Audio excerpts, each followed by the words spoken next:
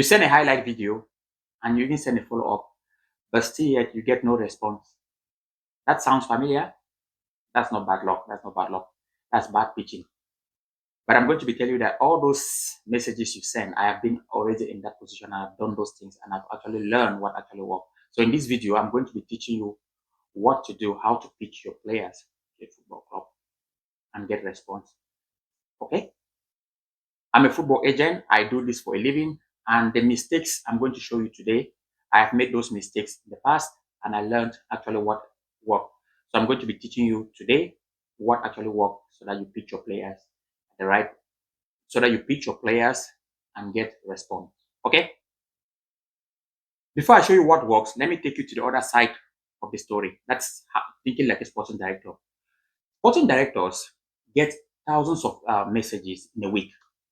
So they don't have time to actually read generic messages. I have to be clear about that to you agents, upcoming agents or new agents, whosoever you are watching this video.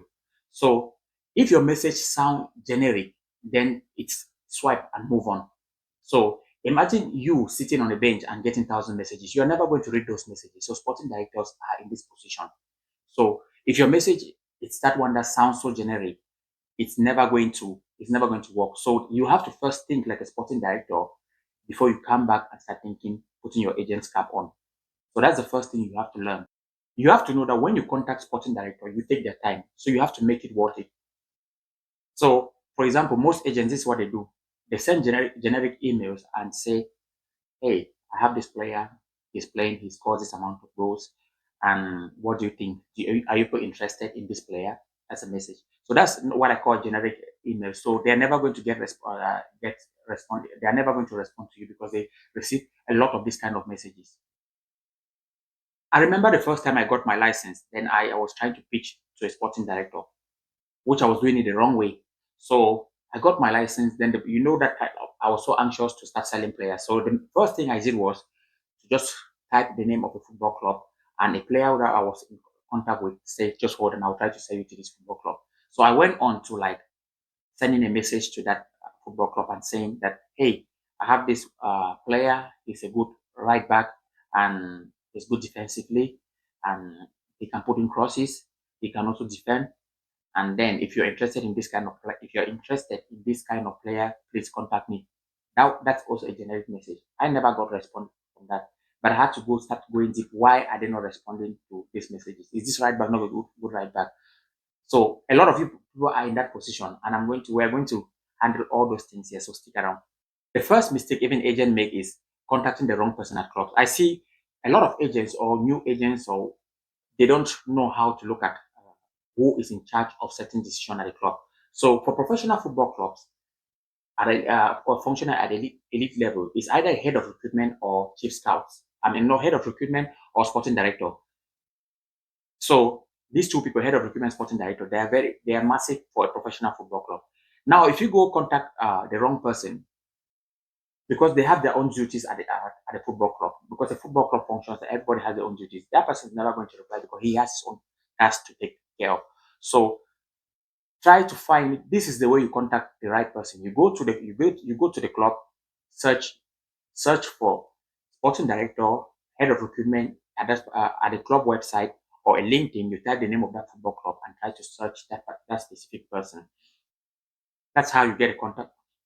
That's how you get a contact of that person. Now, if you go searching for, let's say, someone who is in charge of media, guess what? He's going to read that message, but it's not his department. He's never going to take responsibility to do that task because there are a lot of things that he has on his own schedule. Probably he has his meetings and whatsoever. So you need to contact the right person at the football club. That's very important. So here is the takeaway of this one. If you want to pitch to a club, the first thing you have to even recognize the person you're talking to, who is in charge of decision. So you have to go to LinkedIn or club website, those two places. Find the contact of that person, put the name down, and then you already have your target. That's the person you have to talk to. You don't need to talk to every member at the football club because they're never going to reply to you. So you find the right person and go for that person. Now I'm going to tell you this for truth. This is what separates the big agents or the smart agents from the lesser ones. Before you pitch your player into a club, you need to answer certain questions. What formation did that club play? Does that club play? You have to be knowing all these things. Because as I said in my previous video, when it comes to millions, sporting directors are very strict with that because if they make a mistake, they lose their job. So you have to be asking yourself this question. Take a pen and paper to jot this down. What formation does this club play regularly? Who is in the squad that the contract is expiring? Who are fringe players for the club? Where is the gap lacking that the club needs fielding? So these questions, if you cannot answer this question or clean and clear, then you don't need to pitch to that club. Because the sporting director will ask you, why do you think your player is useful for us? And you say he's a good player, he's going to score goals. That's not how the transfer system works. Or that's not how football club function. I want you to look at it in the perspective of how sporting director. If you put yourself in the shoe of a sporting director, you're going to think more better. How? Because they are there to you as an agent, for you to make deals happen. You're there to solve a problem. You're not there to offer your player, even that they just take the players and keep for the club, even if they don't want to use the player. So that's how you have to start thinking of how a football club operates before you start getting the best out of them. Okay. I'll give you guys this example. I want to preach a striker to a football club that has recently just signed. That was my early days. Has recently just signed 2 strikers.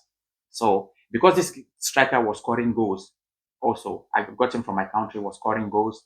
He contacted me that he wants to move to Europe to play football. So immediately with me, I saw itchy. I preached. I spoke to the football club and said, hey, I see I have this striker who has been scoring lots of goals in my in Cameroon, which is my country of origin, and he's playing well in the league. So I think he will be a good fit for you people. But this team has just signed 2 strikers. So there is what was the response? No response, and followed up, no response. Do you know why? Because I didn't do my homework. If I did my homework, I will know that that striker is not meant for that club. That they are just signed 2 striker. They will be needing gaps in. They will be needing gaps in other position, not as a striker. So those are the little things that you have to pay attention to if you want to grow into this industry. So now let's take, for example, you know who you're pitching to. Let's take, for example, you found your club and you know who you're pitching to. So this is how a pitch goes. So it's about the information of the player. Let's take, for example, you found the right club that fits that player. So this is what you do. A pitch to a club is every information: player's name, his current transfer market, his value, is he ready to be on loan, is he what is his transfer situation, and what kind of budget can he go is he available for. After you've done all this research, these are the things that you put into the document and send to them. And also it includes also key stats of the season, recovery run that he has covered. If it's a midfielder, you have to put all the runs, all the games he has played, every details. They don't need to ask you. You need to put all these things so that you're giving yourself the best chance, so that the club can actually know that, okay, this person is actually professional and he means business. When you give them all these stats, it's easier for them to look through it within 10 to 15 seconds also, to have then start researching the players gradually.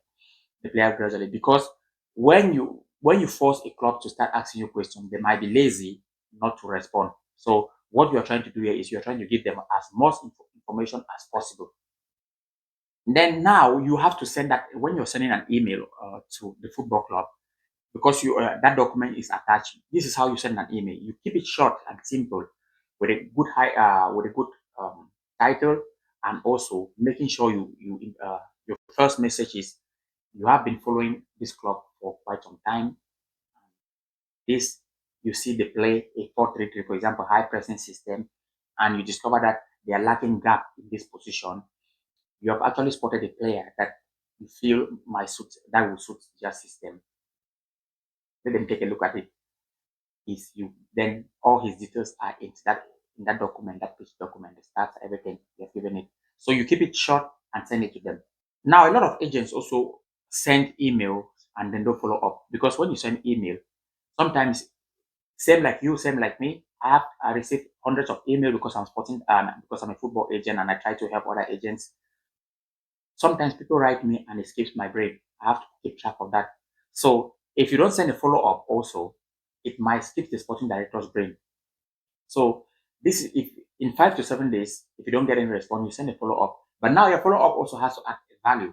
Let's say, for example, if the player had a good solid performance, and your follow-up can be something like, hey, just to follow up on the profile I sent to you, he just had a solid performance and he put in a match, man of the match performance, for example, man of the match performance against this team. So do check, do check, do check and let me know. So that's how you follow up. You're adding value also already. Don't just put a zero follow up with zero value. So you try to add value to your follow up. So after you have done all these things, this is how you, this is the process of, or this is the process how you pitch to a football club. Very important. If you practice this strategy regularly, you're going to get more rights than good. The reason why I say you're going to get more rights than good is because first, you go through a process from researching a football club, knowing what they need to actually to delivering and solving a problem for them. That's very important and unique. If you practice this method, you're going to get a lot out of your transfers. Transfers are things that even the top agent judgment, there's they miss selling their players to different clubs. But the first thing that you have to know is you have to learn how to solve problems for football clubs. And the only way to solve problems for football clubs is to look at the problems they have and try to solve it for them. Then you get value. That's why they always say in general sentence, they always say provide value and then you'll be rewarded. Okay. So that was the method. And if you stick and if you practice this, you're going to get a lot of joy out of it. I'm Gaucho Brian, FIFA licensed agent. I teach football agents how to network with football clubs. So if you also struggle doing this personally, you can book a mentorship call with me, and I'm going to also guide you through it. We're going to go through a process that actually puts you on track to becoming a successful agent. And I also have a Skool community that I do share agent tips on how to network, how to sell players or place your players to football clubs. Click the link below to join my Skool community and we can meet there and share ideas. Okay, so that was it for this video and take care and see you next time. Bye for now.